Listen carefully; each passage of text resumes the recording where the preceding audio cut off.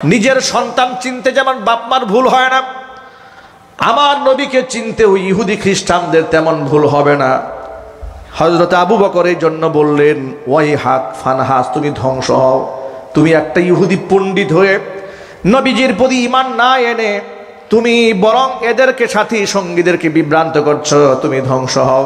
এ কথা আবু বকর যখন বললেন, ফানহাস উপস্থিত জনতার সামনে বললেন, আবু বকর তোমরা যে আল্লাহর কথা বলো, তোমার নবীজি যে আল্লাহর কথা বলেন তিনি তো ফকির হয়ে গেছেন, ওই ফকির আল্লাহর প্রতি ঈমান আনার কোনো দরকার আমাদের নাই। এই কথা শোনা মাত্র আবু বকর সিদ্দিক রাদিয়াল্লাহু তাআলা আনহু স্থির থাকতে পারলেন না। ফানহাসের গালের মধ্যে এত জোরে আঘাত করলেন, চর মারলেন তার গালের মধ্যে। ফানহাস আঘাত প্রাপ্ত হয়ে সরাসরি মুহাম্মদ সাল্লাল্লাহু আলাইহি ইসলামের দরবারে হাজির হয়ে গেছে। এসে বলল, মুহাম্মদ আপনার কাছে নালিশ নিয়ে এসেছি, বিচার নিয়ে এলাম। হুজুর বললেন, কার নামে বিচার? বলে, আপনার সাহাবী আবু বকরের নামে বিচার। কেন? আমার আবু বকর কি করেছে? এই যে তাকায় দেখেন আমার গালটার দিকে, আমার গালের মধ্যে থাপ্পড় দিয়ে লাল বানায় দিয়েছে। নবীজি সাল্লাল্লাহু আলাইহি সাল্লাম বড় অবাক হয়ে গেলেন, আবু বকর মেরেছে? বলে, আবু বকর মেরেছে। আসলে কি আবু বকর মেরেছে নাকি উমর মেরেছে? তিনি বললেন, হে মুহাম্মদ, আমি আবু বকরকেও চিনি, আমি উমরকেও চিনি। আবু বকর মেরেছে আপনাকে? উনি তো মারামারির সাহাবী নন। আল্লাহু আকবার বলেন। আল্লাহর নবী নিজে বিস্মিত হয়েছেন, অবাক হয়ে গিয়েছেন যে আবু বকর মেরেছে তাকে, গালের মধ্যে থাপ্পড় মেরেছে। এ কথা বলতে না বলতে আবু বকর সিদ্দিক রাদিয়াল্লাহু তাআলা আনহু নবী করিম সাল্লাল্লাহু আলাইহি ওয়াসাল্লামের দরবারে হাজির হয়ে গেলেন। হাজির হয়ে বললেন, ও আল্লাহর নবী, আপনি আমাকে পারমিশন দেন, অনুমতি প্রদান করেন, আর একটা থাপ্পড় দিয়ে ওর বাম গালটা লাল বানায় দেই।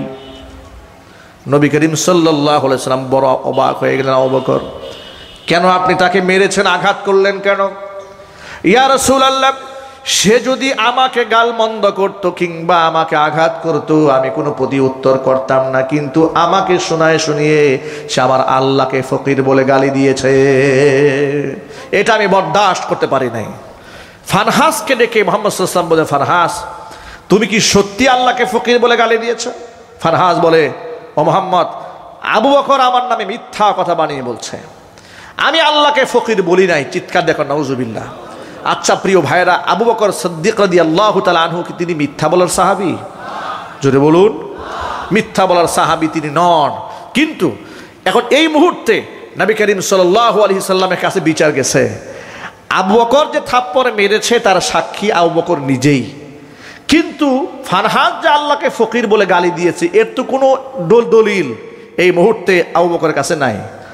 আবু বকর সিদ্দিক রাদিয়াল্লাহু তাআলা আনহু কি নবীজি বললেন, আবু বকর আপনি তাকে থাপ্পড় মেরেছেন, প্রমাণ আপনি নিজেই, কিন্তু সে যে আল্লাহকে ফকির বলে গালি দিয়েছে তার একটা প্রমাণ আপনি পেশ করুন।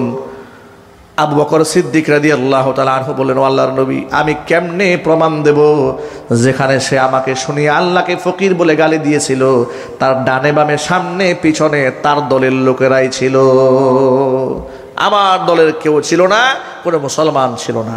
এখন নবী করিম সাল্লাল্লাহু আলাইহি ওয়াসাল্লাম যে রায়টা দেবেন, এর যে বিচারটা করবেন, বিচারটা বড় কঠিন হয়ে যাচ্ছে। কি বিচার হবে শোনেন, কোরআনে কারীমের বিচার।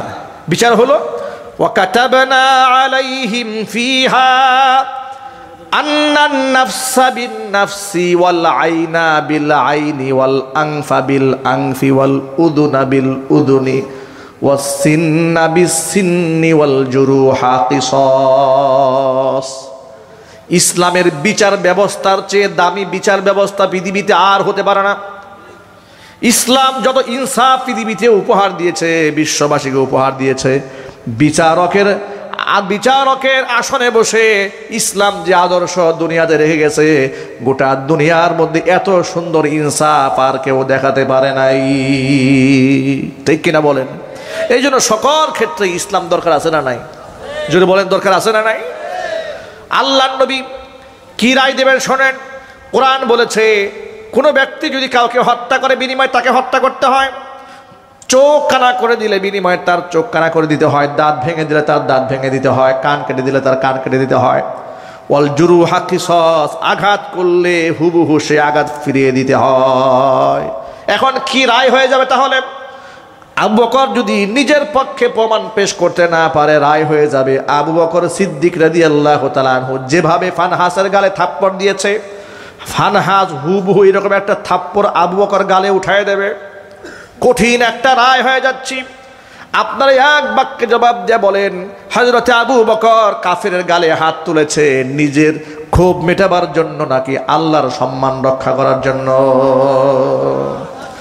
আল্লাহর নবী বারবার আকাশপানে তাকাচ্ছেন, আল্লাহর পক্ষ থেকে কোনো ফয়সালা আসে কিনা, কোনো ফয়সালা আসে কিনা।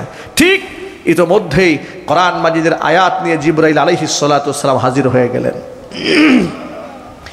জিবরাইল আলাইহিস সালাতু ওয়াস সালাম আসলেন, এসে বললেন, ও আল্লাহর নবী, আবু বকরের পক্ষে আপনি সাক্ষী চাচ্ছেন? বলে হ্যাঁ, আবু বকরের পক্ষে সাক্ষী দুনিয়ার কোনো মানুষ হয় নাই, স্বয়ং আল্লাহ রাব্বুল আলামিন নিজে আবু বকরের পক্ষে সাক্ষী হয়ে কোরআন শরীফের আয়াত নাজিল করে দিয়েছে।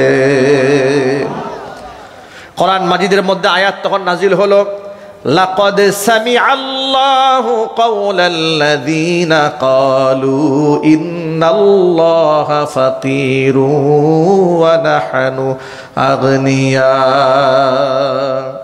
নিশ্চয় আমি আল্লাহ শুনেছি, নিশ্চয় লাকাদ কসম করে বলছি, আমি জাত সত্তার কসম করে বলছি, আমি আল্লাহ শুনেছি কাওলাল্লাযীনা ক্বালু, তাদের কথা যারা বলেছে ইন্নাল্লাহা ফাকীর, নিশ্চয় আল্লাহ ফকির, ওয়া নাহনু আগনিয়া, আমরা হলাম ধনী। এই কথা যারা বলেছে ওই কাফেরদের কথা আমি শুনেছি। আল্লাহু আকবার বলেন, জোরে কোন সুবহানাল্লাহ। প্রিয় ভাইরা, আমি এই ঘটনার প্রেক্ষাপটে আপনাদেরকে সবক শিখাতে চেয়েছি। সাহাবায়ে কেরাম যেহেতু আমাদের ঈমান এবং আমলের মানদণ্ড,